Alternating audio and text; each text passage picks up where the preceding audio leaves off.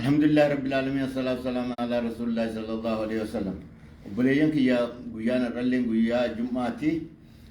أكا جارسا ساتو كتي وهن أمتو داديما أمتا خينيا أمتا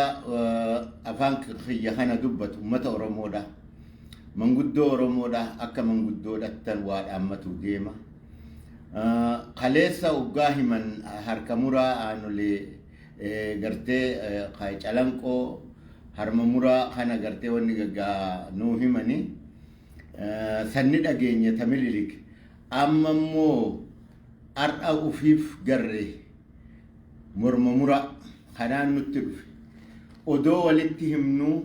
kun martinuu nutti ta'e kanaan nutti addeemaa jara keenya kanaan nutti addeemaa namni hiikkadhaa namaan hin ji'u billaa lafa kaayaan ji'u maancaa lafa kaayaan ji'u kana nutti fidanii jechaatu turre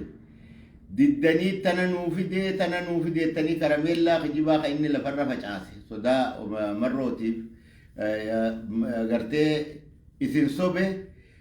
san dhugaa seetan ummanni keenya saniif gartee addaan nu facaase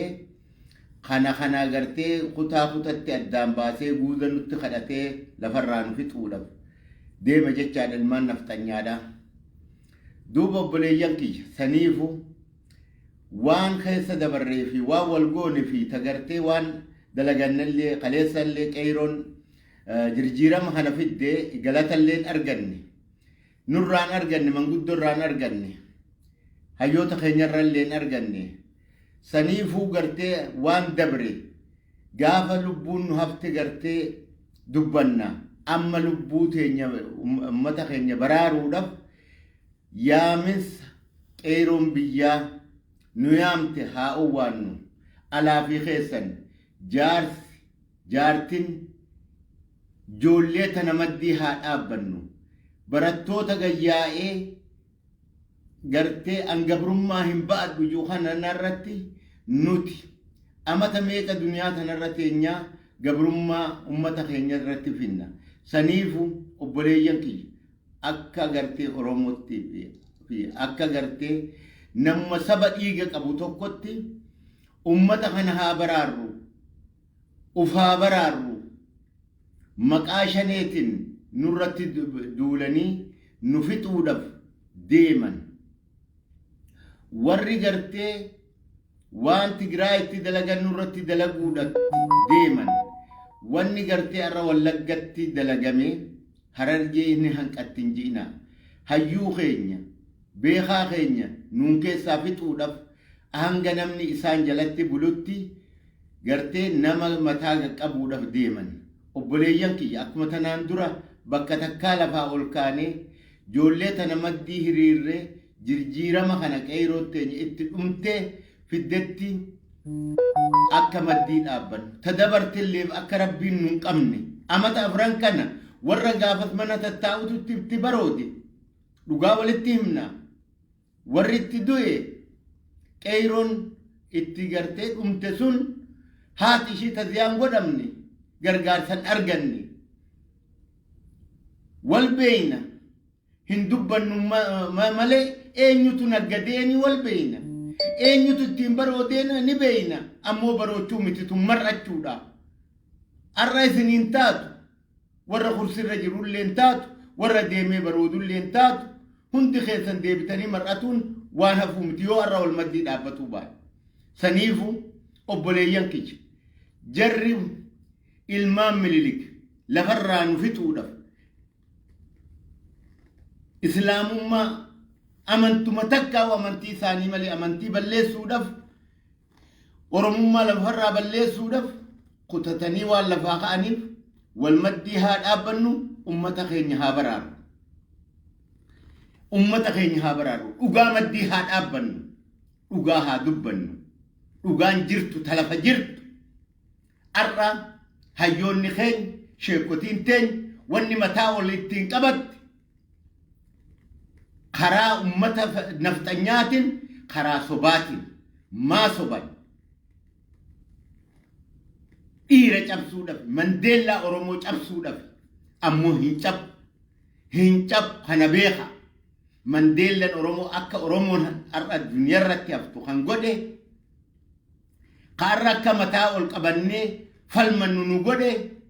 مرو المدرب ساتي مرون توك تدران أرقمو مرون مليون جيائي كتا مرخي سفجائي سنيفو إسالي قرتي قد دعاف نفتنيان هوتو قبليسو نفتنيان هوتو ربي سها همبسو ربي قرتي أمتا إباول ربي سها تيسسو بكا ديمو ربي نسان هاقيو لغايو بربادن دعوانا كانت تقول أمتوتون إسامة جاجر صداتنيتي لغا والتيم نعرق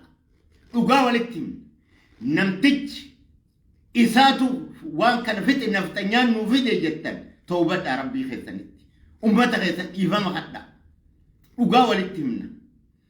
على في خيسان واليامتني خبيتي في فنتي كذتي بريدسون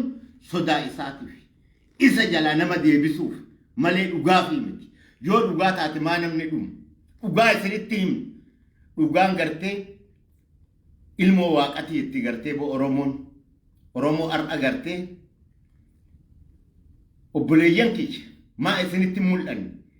abboottan kiyya nuti akka manguddotti gabbaanee alaa fi keessan hin ta'uu dhaabinurraa jechuudha gartee ar'a mataa nu muranii gaaratti fannisan uletti fannisanii fiidiyoo kaasan ar'allee oromoo sobuudhaaf kuni guuza jiga kadhatanii faannoo dachiin ishii angartee haacattu warra ishii wajjin deemullee dachiin haacattuuni arra guyyaan jum'aadha rabbi gartee nurraa haa qeebalu kadhaa teenya rabbi nurraa haa qeebalu waan inni gartee rabbiin keenya gartee hiriira gartee diisiidha nam tokko hafina namni duniyaa tanarra jirtan namni Amerikaa keessa jirtan ka Kanaadaa jirtan ka biyya biraa jirtan illeen guyyaa diisiidhaatti akka wal agarru guyyaa 12 namni an Oromoo jettan yaa Minisoota haa lafaa ummanni keenya sheekotiin teenya nu jajjabeessa haa lafaa kaanu sanboota eefan tana jee marroo dirribsaadha ummanni hundi si wajjin jira Oromoo si wajjin jirti sabni hundi si wajjin jira gartee dhiira wajjin namaa jira Mandeellaa Oromooti rabbi si haa jiraachisu rabbi gartee diinarra rabbi si haa aansu hortee odoarrallee duutee waa takkallee gartee ati sheenaa hin qabdu marroo wanni sheenaa hin qabneef qur'aanni akka gartee finfinnetti kabajamuu kan godhe marroo ilma dirribsaati somni humaa namaan godhu hoggaa isin kijibdan dhaggeeffanne amma kijiba dhiisa dhugaa dubbadhaadha isaan sodaatan malee diin keenya jaalataniitii miti muhaadaraa isin gootan kantiiban marti bahee wanni jiruuf akka isa balaaleffattanii fi kanarraa deebi'aa dhugaa maddii dhaabbadhaadha dhugaa maddii haa dhaabbannu kijiba haa dhiifnu rabbitti haa toobannu rabbi nu haa dhaqqabu wal argaan diisiidhaan isin hin jaa assalaamu alaikum warahmatullahi wabarakaatuh